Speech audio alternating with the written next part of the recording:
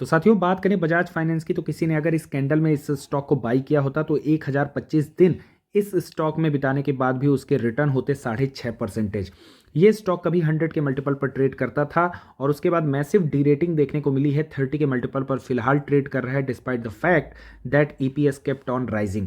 लेकिन किसी भी बैंक या एनबीएफसी को कंपेयर करने के लिए बेटर मेजर होता है प्राइस टू बुक वैल्यू, और वो अगर आप देखेंगे तो बजाज फाइनेंस का कभी जो है तो 12 से ज़्यादा बुक वैल्यू हुआ करता था और आज की डेट में आप देखेंगे नियरली 5 का हो चुका है।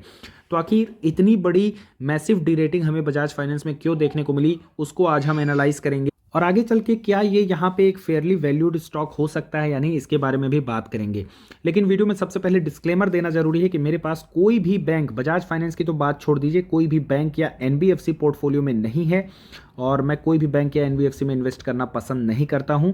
और ये वीडियो किसी भी तरह की कोई भी बाई या सेल की रिकमेंडेशन नहीं है। अब सबसे पहले हम देख लेते हैं 2014 से लेकर के 2024 के बीच में बजाज फाइनेंस और उसके पीयर में किस तरीके की ग्रोथ देखने को मिली है। तो 30% से इसका एयूएम ग्रो किया है बजाज फाइनेंस का, और चोलामंडलम की बात करें तो 22% से ग्रो किया है। ध्यान देने वाली बात यह है कि पिछले 2-3 सालों में चोलामंडलम की ग्रोथ काफ़ी ज़्यादा रही है, जिसकी वजह से ये CAGR बढ़ के 22% हो गया है। अदरवाइज अगर आप पीयर्स को देखेंगे तो हाफवे मार्क पे भी जो है तो आपको इसके कई सारे पीयर्स पास्ट में नहीं देखने को मिलेंगे।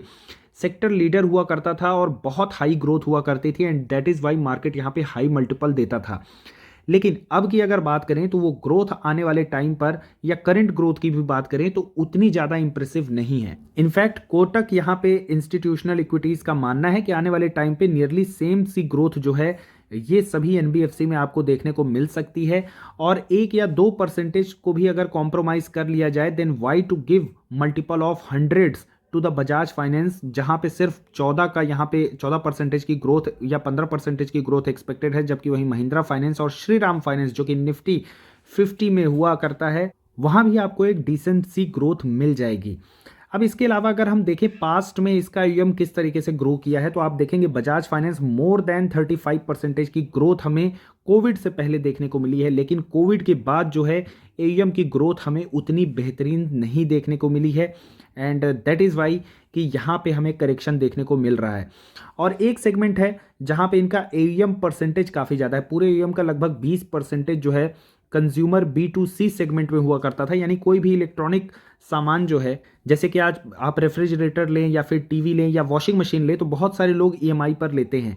तो वो जो है तो एयूएम का 20% लोन जो है B2C सेगमेंट में जाया करता था और वहाँ पे भी ऐसे कुछ खास ग्रोथ जो है आने वाले टाइम पर नहीं दिखी है और यहाँ पे मार्केट एक्सपेक्ट कर रहा है कि उसमें कोई बहुत बड़ी ग्रोथ फ्यूचर में भी देखने को नहीं मिलेगी। अगर आप देखेंगे 2018 में ये जो B2C सेगमेंट में बजाज फाइनेंस का जो मार्केट शेयर होता था वो लगभग 42% था, वहाँ से बढ़ के 49 हुआ, 49 से 51 हुआ और उसके बाद जो है ये रेंज बाउंड ही रह गया है।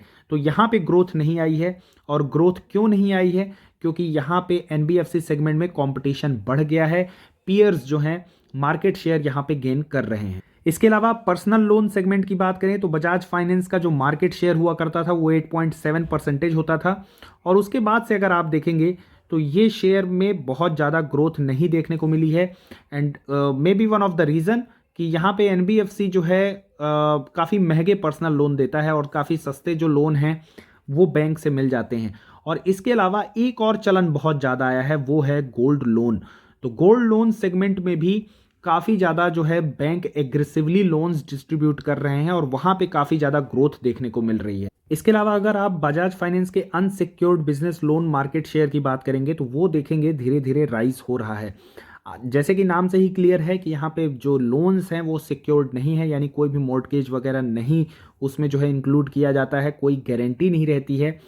तो इसके बढ़ने से अगर कोई भी अनसर्टेनिटी आती है किसी वजह से जो कस्टमर है वो अगर लोन का रिपेमेंट नहीं कर पाता है तो वहाँ आपके एसेट क्वालिटी डिटोरिएट होने के चांसेस बढ़ जाते हैं, यानी कि एनपीए आपके धीरे धीरे राइज होने लग जाते हैं। और ऐसा हमने अभी रिसेंटली जितने भी स्मॉल फाइनेंस के बैंक हैं, चूँकि वहाँ पे ये अनसिक्योर्ड लोन काफ़ी ज़्यादा होते हैं और हमने देखा कि वहाँ मैसिवली जो है तो एसेट क्वालिटी डिटोरिएट हुई है। इसके अलावा अगर हम टू व्हीलर लोन्स में बजाज फाइनेंस का मार्केट शेयर देखें तो कभी 10.8% होता था, फिर 11 हुआ और अब जाके अभी आप देखेंगे तो 9.5% है। इस सेगमेंट में भी कोई ग्रोथ नहीं हुई है। इनफैक्ट अगर यहाँ से यहाँ देखा जाए तो डिग्रोथ ही देखने को मिली है, जबकि आईसीआईसीआई बैंक इस सेगमेंट में हुआ नहीं करता था और वहाँ से अगर आप देखेंगे तो एक काफ़ी बड़ा एयूएम जो है आईसीआईसीआई बैंक में भी देखने को मिलेगा।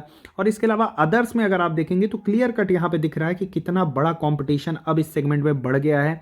अदर्स का मार्केट शेयर जो है वो 11.1% हुआ करता था और अब अगर आप देखेंगे तो वो लगभग 26% हो चुका है। और ये डाटा क्लियर कट बता रहा है कि कोविड से पहले का जो टाइम था वो बजाज फाइनेंस के लिए एक गोल्डन पीरियड हुआ करता था, क्योंकि एनबीएफसी में कंपटीशन बहुत कम था। लेकिन अब बहुत ज़्यादा प्लेयर्स आ चुके हैं और कंपटीशन बहुत ज़्यादा बढ़ चुका है, जिसकी वजह से मार्जिन्स डाउन हो रहे हैं, ग्रोथ कर पाना बहुत मुश्किल हो जा रहा है। और यही नहीं, बजाज फाइनेंस ने न्यू बिजनेस सेगमेंट में भी एंटर करने की कोशिश की। जैसे कि अगर हम बात करें यहाँ पे गोल्ड लोन, इस सेगमेंट में एंटर करने की कोशिश की, लेकिन वहाँ पे अगर आप देखेंगे तो गोल्ड लोन का जो परसेंटेज है एयूएम में वो कुछ खास ग्रो नहीं किया है। क्योंकि इस सेगमेंट में अगर किसी को सबसे ज़्यादा बेनिफिट मिलना है तो वो है बैंक्स को मिलना। और अगर आप देखेंगे बैंक का परसेंटेज इस सेगमेंट में तो वो 38 से बढ़ करके 56 हो चुका है। हालांकि इस रिपोर्ट की माने कोटक इंस्टीट्यूशनल इक्विटीज़ की जो रिपोर्ट आई है उनके हिसाब से अगर आरओई की बात करें तो वो बॉटम अब यहाँ पे हो चुका है। इस फाइनेंशियल ईयर में शायद 19.2 के आरओई आपको देखने को मिल सकते हैं और यहाँ से अब एक रिबाउंड देखने को मिल सकता है। यानी बैड जो है इस कंपनी के लिए एक तरीके से पास्ट हो सकता है कि ये हो जाए। और अगर ये कंपनी 25% से भी ग्रो करती रही तो आने वाले टाइम में प्राइस टू बुक वैल्यू जो है 27 के हिसाब से 3.3 के मल्टीपल पर हो जाएगा, जो कि काफ़ी ज़्यादा अट्रैक्टिव हो जाता है। And that is why Kotak institutional equities ने यहाँ पे इसको ऐड की रेटिंग दी है, जहाँ पे फेयर वैल्यू जो है वो 8,000 का बताया है। हालांकि इस स्टॉक में डी रेटिंग होगी या नहीं, या फिर स्टॉक प्राइस अब ईपीएस के हिसाब से बढ़ेगा या नहीं, ये तो समय ही बताएगा। हालांकि आप लोगों को क्या लगता है, इस स्टॉक में अभी और भी डी रेटिंग बाकी है या नहीं? Do let me know in the comment section. और अगर ये स्टॉक आपके पास है तो आप कमेंट में यस कह करके मुझे बता सकते हैं कि ये स्टॉक आप होल्ड कर रहे हैं या नहीं। तो दोस्तों, अगर आपको ये कंटेंट अच्छा लगा आज का, then do not forget to like, share and subscribe. Thanks for watching the video.